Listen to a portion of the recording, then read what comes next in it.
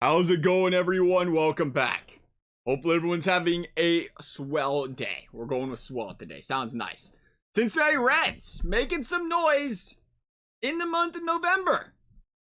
Not really the noise we wanted them to be making, but nonetheless, the Cincinnati Reds making some noise in the month of November.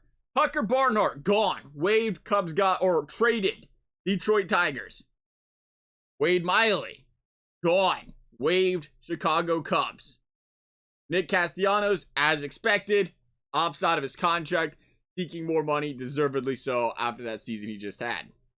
I lose a lot of questions for the Reds. What is exactly going on with the Cincinnati Reds? Are they entering a rebuild phase? I have seen this question popped up a couple different times now, and I could not disagree more with that being a possibility here.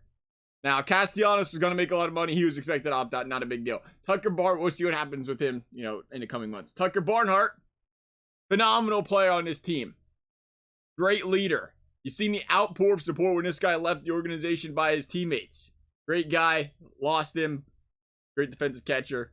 But the future is Tyler Stevenson. You had to try to trade this guy or move him to open up that roster spot permanently for Tyler Stevenson. That is what the Reds did. Wade Miley. $10 million a year, 1 year left, had one of his better years last year, really. But we do have to keep in mind, this is a guy that is pretty much a career 4.5 ERA type of a guy on average. Team played well behind him last season. He played well last season.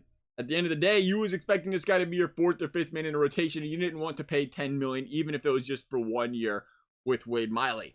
Wade Miley, for that reason, gone. Again, you had to assume a lot of teams weren't interested in him because you think they would have, and they probably did try to trade Wade Miley before going and releasing him and waiving him and just letting a team have a free stab at him. That was the case with Miley. And you have to keep in mind, when it comes to Miley, you got Lodolo, you got Green, you got some of these younger guys that you want to make room for going into next season. So Wade Miley not being part of this team, it does make sense. It opens up some cap space. Spend that money, or payroll if you will. Spend that money elsewhere. So no panic, really. There is nothing that says, hey, the Reds are entering this conservative buy, conservative sell mode. This was just taking care of business at the end of the day for the Cincinnati Reds. Players that really, it wasn't money they needed to be spending. They can now, again, open up some space on the books. Maybe you chase a Castellanos. Maybe you chase some other position. Or maybe the Reds just pocket the money for a good time and say, hey, we ain't really into it. But right now, I ain't saying, hey, you don't spend in our team, we're not going to spend on it either. That's not the saying I got going in November. We'll wait till February. We'll wait till March, see what this team has together. I expect them to spend that money, though. Or let me tell you what. Love you guys' thoughts. Thank you guys for watching. We'll see you next time.